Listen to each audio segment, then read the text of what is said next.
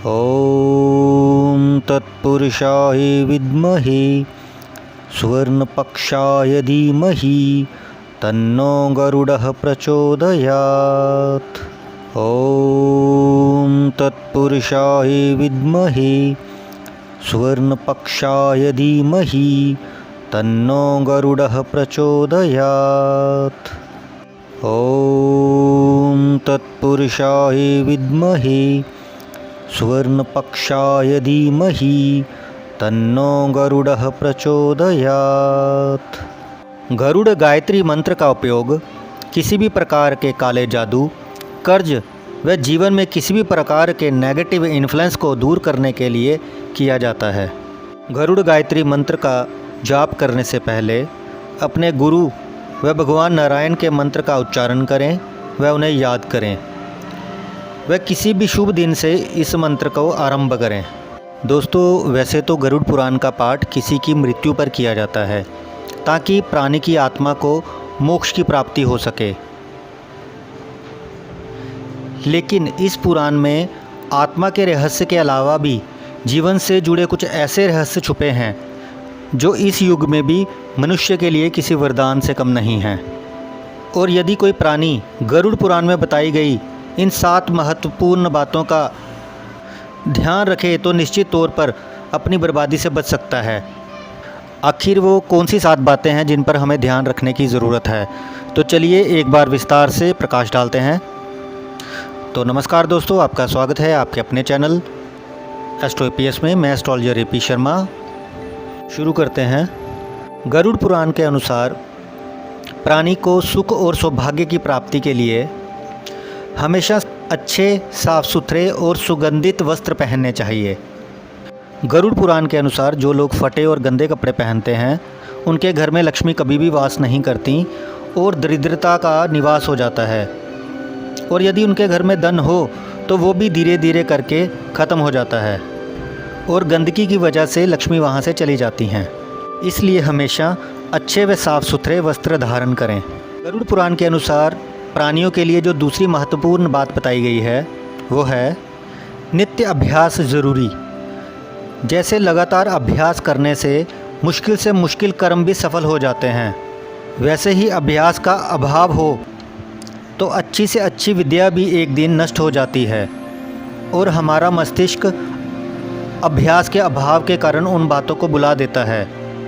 इसलिए ज्ञान और विद्या को सुरक्षित रखने के लिए हमें हमेशा उसका अनुसरण और अभ्यास करते रहना चाहिए।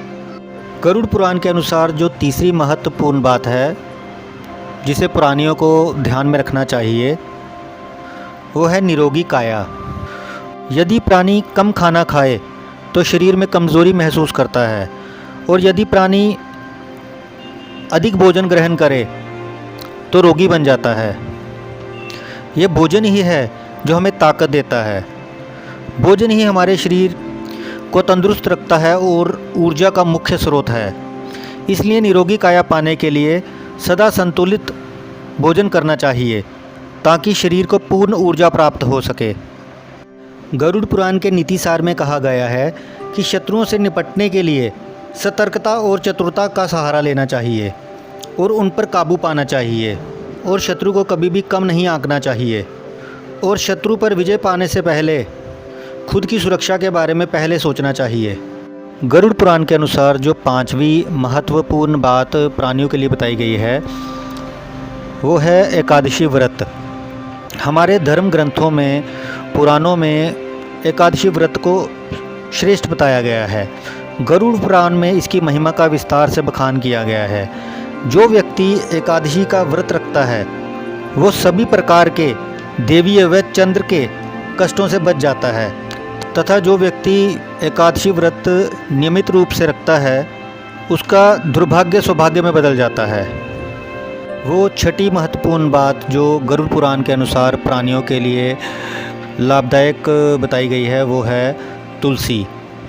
तुलसी की महिमा का बखान सब पुराणों में भली प्रकार से किया गया है।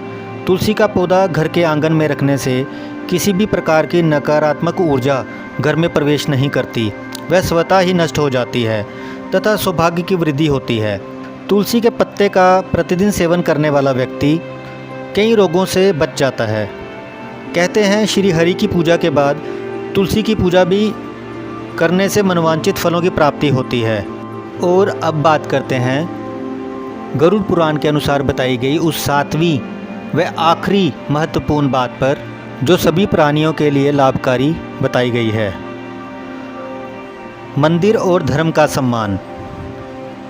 किसी भी देवी देवता व किसी भी धर्म का अपमान करने वाले को एक दिन पछताना पड़ता है।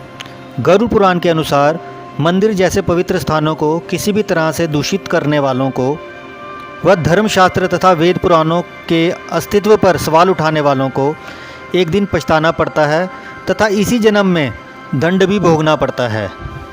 इसलिए हमेशा हमें अपने धर्म पर चलना चाहिए और किसी के भी धर्म के बारे में कभी भी कोई गलत बात नहीं करनी चाहिए।